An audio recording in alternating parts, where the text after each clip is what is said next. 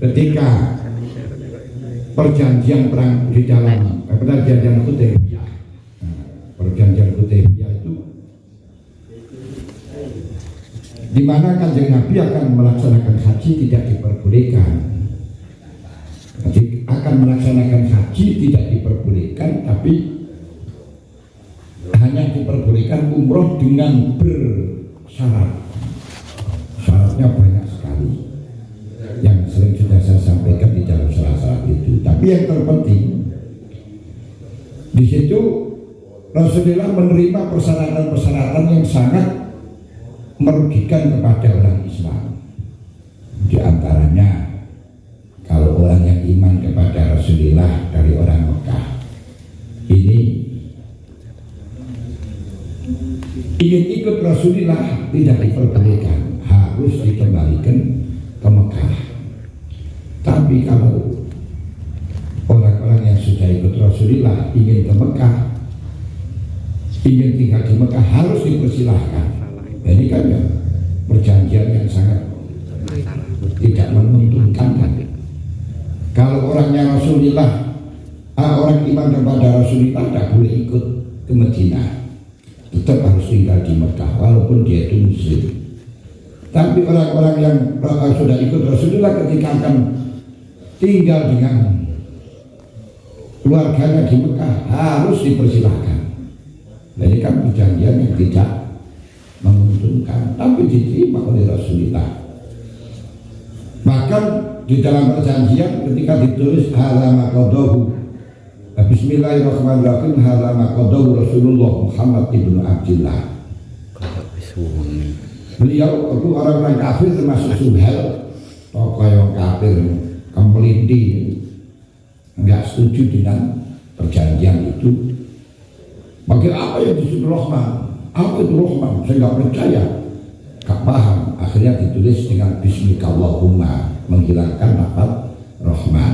Ini kita di dalam fikih kebangsaan sudahlah nama-nama yang kira-kira mereka nggak paham,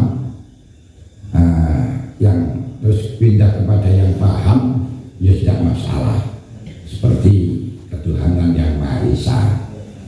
Kalau Qul Huwallahu Ahad yang nggak paham ketuhanan yang Maha Esa, yaitu terima saja, nggak apa-apa ketuhanan yang Maha Esa. Intinya dengan Qul Huwallahu Ahad juga sama. Demikian pula tentang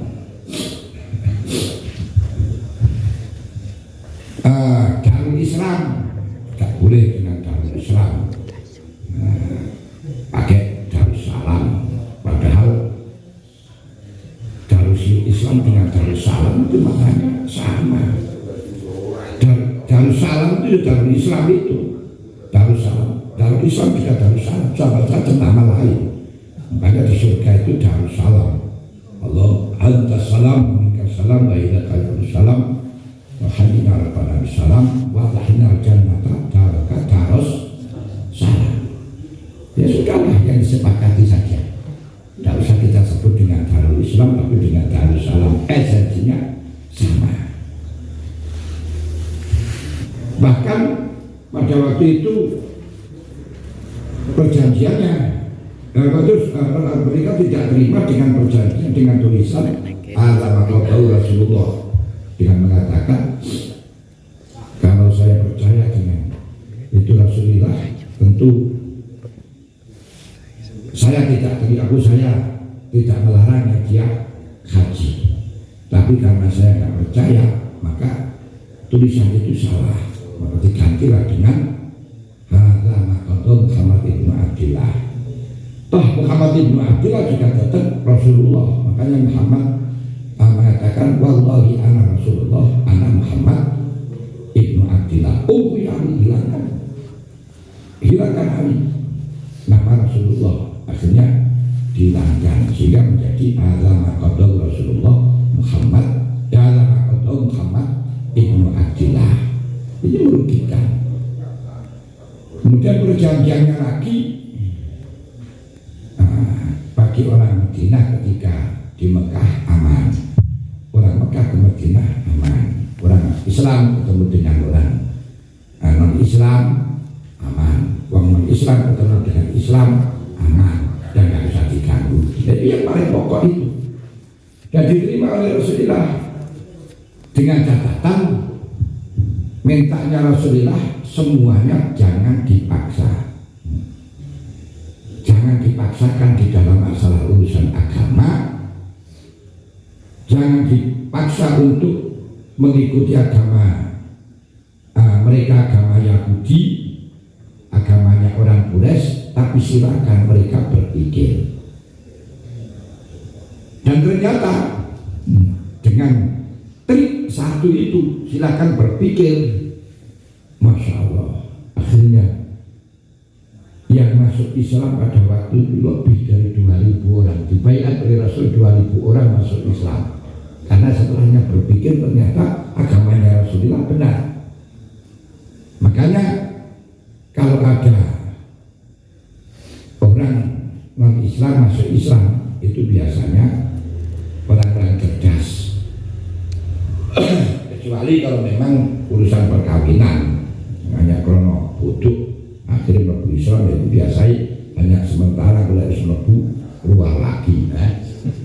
Tapi kalau memang betul-betul ingin masuk Islam karena memang ngerti tentang kebenaran.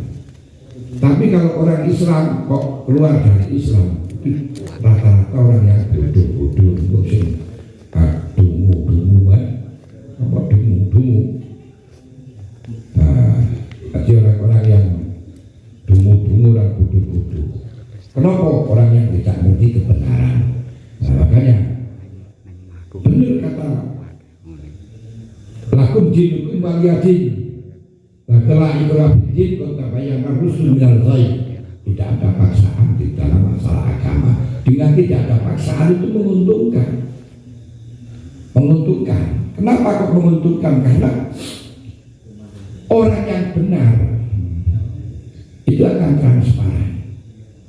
Ikutin dunia, lantang dikoreksi, diteliti, dibelegeti, berani. Karena benar.